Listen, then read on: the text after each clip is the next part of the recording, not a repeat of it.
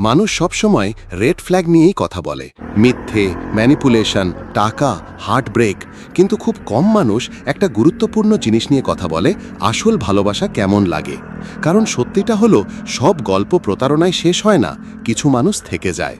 আমি প্রথমে এটা বিশ্বাস করতাম না, অনেক গল্প শুনেছি, অনেক সতর্কতা দেখেছি।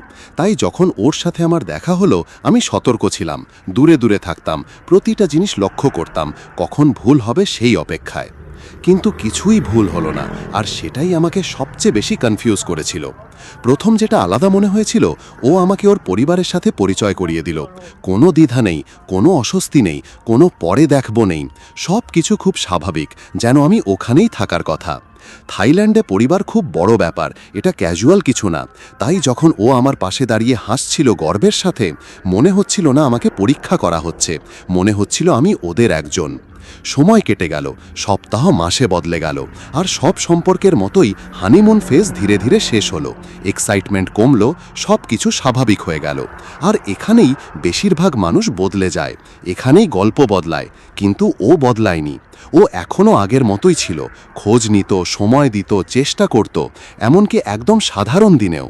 আর তখন আমি বুঝলাম, সহজ সময় সবাই ভালোবাসতে পারে, কিন্তু সাধারণ সময় খুব কম মানুষ থাকে।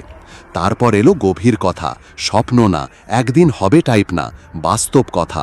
আমরা কোথায় থাকব, কিভাবে সব ম্যানেজ করব, আমাদের লাইফটা আসলে কেমন হবে। আর প্রথমবার এটা স্বপ্ন মনে হয়নি, মনে হয়েছিল এটা সত্যি হতে পারে। সবচেয়ে অবাক করা জিনিসটা কি জানো? টাকার কোনো ড্রামা ছিল না, কোনো হঠাৎ সমস্যা না, কোনো চাপ না, কোনো ইমোশনাল খেলা না। আমরা পুরো একটা দিন কিছু না করেও কাটাতে পারতাম, শুধু বসে কথা বলে হাসি দিয়ে, আর ও খুশি থাকতো। কোনো এক্সপেকটেশন না, কোনো হিডেন এজেন্ডা না, শুধু থাকা। আর এটা খুব রেয়ার। ও কখনো আমার লাইফ কন্ট্রোল করার চেষ্টা করেনি। আমার কাজ, আমার বন্ধু, আমার রুটিন সব কিছু রেসপেক্ট করত। আমাকে কখনো গিল্টি ফিল করায়নি নিজের মতো থাকার জন্য। আর ধীরে ধীরে আমি একটা জিনিস বুঝলাম, শান্তি নিজেই একটা গ্রিন ফ্ল্যাগ।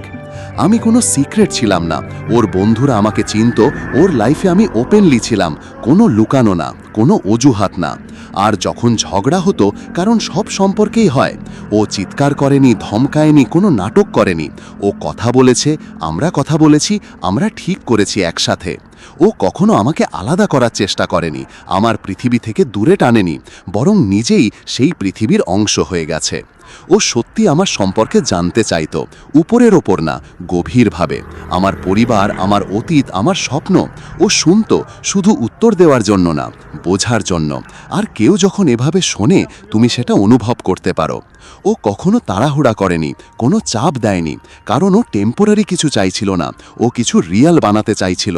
আর রিয়েল জিনিস সময় নেয়। যখন আমার লাইফে সমস্যা এলো, স্ট্রেস, চাপ, সেখানেই আসল পরীক্ষা হয়, সেখানেই বোঝা যায় কে আসল। আর ও ছিল চুপচাপ কিন্তু কনসিস্টেন্ট। ও কখনো আমাদের সমস্যা বাইরে নিয়ে যায়নি, না সোশ্যাল মিডিয়ায়, না অন্য কারো কাছে। যা ছিল আমাদের মধ্যেই ছিল, প্রোটেক্টেড। আর সবচেয়ে গুরুত্বপূর্ণ জিনিস, ও বদলায়নি। শুরুর যে মানুষটাকে আমি দেখেছিলাম, মাসের পর মাস পরেও ওই মানুষটাই ছিল।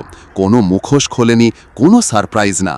কারণ আসল ভালোবাসা তোমাকে কনফিউজ করে না, তোমাকে ড্রেন করে না, তোমাকে বারবার প্রশ্ন করতে বাধ্য করে না। এটা শান্ত লাগে। আর এখানেই সবাই ভুল করে, তারা ভাবে ভালোবাসা মানেই ড্রামা, ইন্টেন্সিটি, কেয়স।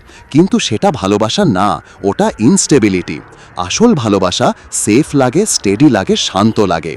তাই যদি কখনো এমন কাউকে পাও, ইগনোর করো না, ওভারথিঙ্ক করো না, নিজেই নষ্ট করে দিও না। কারণ এই পৃথিবীতে রেড ফ্ল্যাগ অনেক আছে, কিন্তু গ্রিন ফ্ল্যাগ খুব রেয়ার। আর যদি তুমি এটা মিস করো, তাহলে তুমি হয়তো হারাবে একটা সত্যিকারের ভালোবাসা। রেহার্ত।